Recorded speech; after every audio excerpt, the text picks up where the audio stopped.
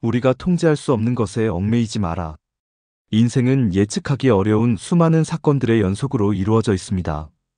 사회적 환경, 경제적 불확실성, 자연적 요소, 심지어 다른 사람들의 생각과 행동까지 모든 것들이 영향을 미칩니다.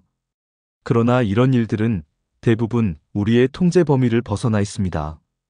우리가 흔히 간과하는 사실은 완전히 통제할 수 없는 것들에 집착하는 것이 우리의 평온함을 가장 크게 위협한다는 점입니다. 지금 당신이 하루를 되돌아본다면 얼마나 많은 순간에 타인의 말이나 행동, 혹은 불확실한 미래에 대한 걱정이 당신의 감정과 기분을 좌우했는지 떠올릴 수 있을 것입니다. 예를 들어, 직장에서 동료의 부정적인 태도나 상사의 비판적인 피드백에 지나치게 신경을 쓰느라 스트레스를 받았던 순간이 있을 수 있습니다. 이러한 경험들은 당연하게 느껴질 수 있지만 한편으로는 우리가 통제할 수 없는 것들에 지나치게 많이 의존하고 있음을 보여줍니다. 우리가 미리 알거나 막거나 변화를 줄 수 없는 요소에 에너지를 쏟아붓는 것은 결국 소모적이고 비생산적인 결과를 가져옵니다. 예를 들어, 날씨는 누구도 바꿀 수 없습니다.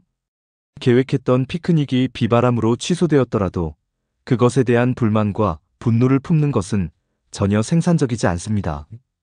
그 대신 우리는 상황을 있는 그대로 받아들이고 그에 맞게 행동을 바꾸는데 초점을 맞춰야 합니다. 비가 온다면 우산을 쓰고 실내 활동으로 일정을 바꾸거나 잠시 비를 즐기는 시간을 가질 수도 있습니다. 생활의 질은 사건 자체가 아니라 그것을 다루는 우리의 방식에서 결정됩니다. 통제 범위를 이해하는 것의 중요성. 고대 스토아 철학은 이 문제에 대한 귀중한 지혜를 제공합니다. 대표적인 스토아 철학자인 에픽테투스는 그의 저서 엔케이리디오니엔치히리디아이온에서 이렇게 말했습니다. 우리가 통제할 수 없는 것은 어떤 식으로든 우리의 정신적 평화에 영향을 미쳐서는 안 된다. 그는 우리의 삶을 크게 두 가지 범위로 나눕니다. 하나는 우리가 통제할 수 있는 것이고 다른 하나는 우리가 통제할 수 없는 것입니다. 우리가 전적으로 통제할 수 있는 것은 우리의 생각, 의견, 태도, 선택 같은 내적 요소입니다. 반면 날씨, 경제, 타인의 말이나 행동, 그리고 우리의 신체적인 병역 같은 대부분의 외부 조건은 우리의 힘으로 바꿀 수 없는 요소들입니다. 통제할 수 없는 것들을 통제하려는 것은 마치 모래를 손으로 움켜쥐려는 것과 같습니다. 모래는 계속 손가락 사이로 빠져나가고 남는 것은 고작 약간의 찌꺼기뿐입니다.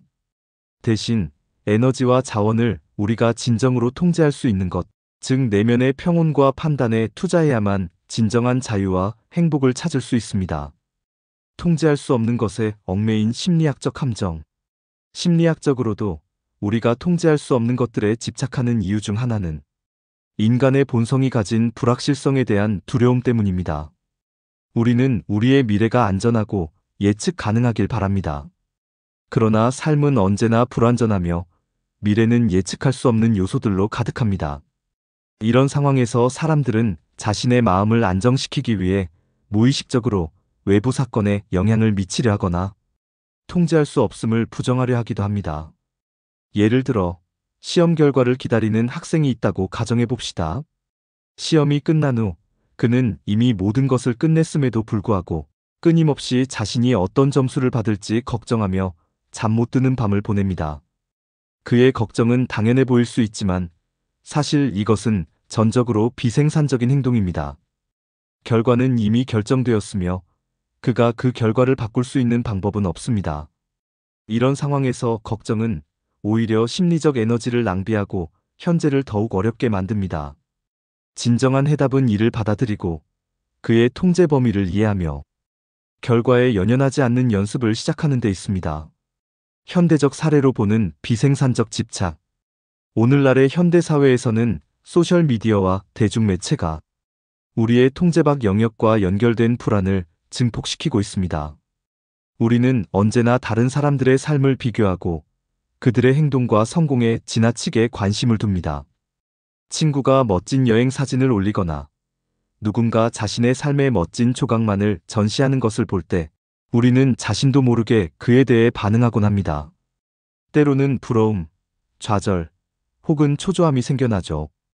그러나 이러한 비교는 우리의 통제 밖에 있는 영역에 집착하는 또 다른 예일 뿐입니다. 타인의 행동은 우리가 바꿀 수 없습니다. 누군가가 당신을 좋아하지 않을 수도 있고, 당신의 의견에 동의하지 않을 수도 있습니다. 그러나 그것은 당신의 가치나 당신의 삶의 질을 결정짓지 않습니다. 건강한 태도는 타인의 행동에 과도한 중요성을 부여하지 않고 오히려 자신의 선택과 말에 책임을 지는 것입니다. 어떻게 통제할 수 없는 것에서 벗어날 수 있을까? 첫 번째 단계는 자신의 통제 범위와 통제할 수 없는 범위를 구분하는 것입니다. 간단한 연습으로 하루 동안 발생한 일을 되돌아보며 내가 바꿀 수 있는 것과 내가 바꿀 수 없는 것으로 나누어 보세요. 이렇게 함으로써 당신은 생각보다 많은 것을 온전히 자신의 영역으로 통제할 수 없다는 사실을 깨닫게 될 것입니다. 다음 단계는 통제할 수 없는 것을 받아들이는 연습입니다. 이는 한 번에 완벽히 이루어질 수는 없지만 꾸준한 의식적 노력을 통해 가능해집니다. 명상, 일기 쓰기, 그리고 어려운 상황에 직면했을 때 멈추고 심호흡을 하는 간단한 습관은 큰 도움을 줄 수 있습니다. 마지막으로 통제할 수 없는 상황에서도 자신의 내면적 선택에만 집중하세요. 에픽테투스는 이렇게 말했습니다. 모든 일이 우리에게 달려있는 것은 아니지만 모든 일에 대한 우리의 반응은 우리에게 달려있다. 이는 우리가 외부의 불확실성을 대할 때 항상 기억해야 할 지혜입니다. 통제 불가능을 인정하고 평온함을 찾는 삶. 우리가 통제할 수 없는 것에 계속해서 마음을 빼앗기면 그것은 우리를 해칠 뿐만 아니라 인생에서 진정 중요한 것들로부터 멀어지게 만듭니다. 그러나 우리가 받아들이고 통제할 수 없는 것을 마음으로 인정하면 놀랍도록 새로운 형태의 자유와 평온함을 얻게 됩니다. 인생에서 자신의 통제 밖에 있는 요소들에 대한 집착을 내려놓는 일은 단순히 스트레스를 줄이는 것에 그치는 것이 아닙니다.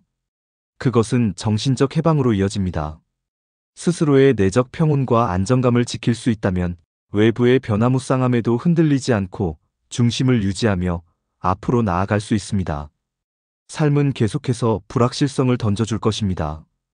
그러나 우리의 선택은 언제나 분명합니다. 통제할 수 없는 것에 굴복하거나 그것을 인정하고 스스로 통제할 수 있는 영역에 에너지를 집중하는 것입니다. 진정한 내적 자유와 평화는 두 번째 선택에서만 찾아올 수 있습니다.